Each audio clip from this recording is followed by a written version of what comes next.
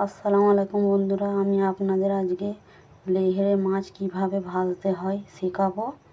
পুরো ভিডিওটা দেখবে। আমি এখানে কড়ার মধ্যে তেল নিয়ে নিয়েছি, সরষের তেল।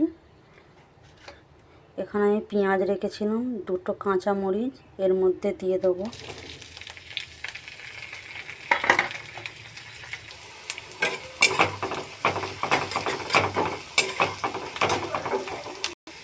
আমি এখানে আদা রসুন বাটা পেস্টটা দিয়ে দেবো।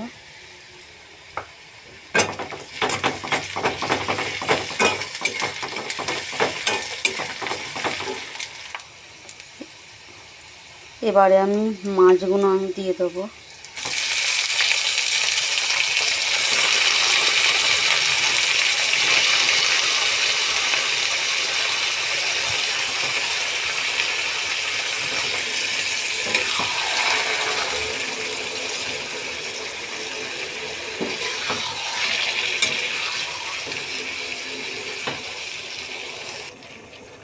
আমি এর মধ্যে মশলাগুলো দিয়ে দেবো।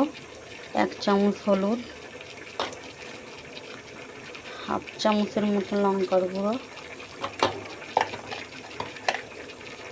ধনের গুঁড়ো, জিরের গুঁড়ো। আমার চামচটা বড় বলে আমি তাও হাফ চামচ করে দিয়ে দিচ্ছি।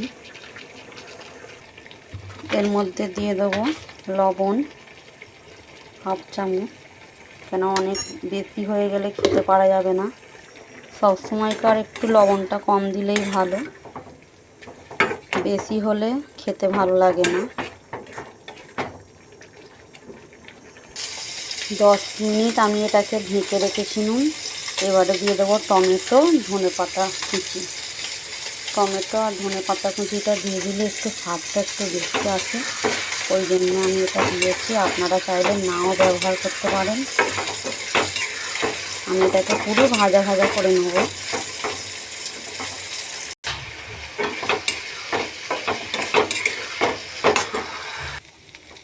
দেখুন আমার মাছের এটা হয়ে গেছে।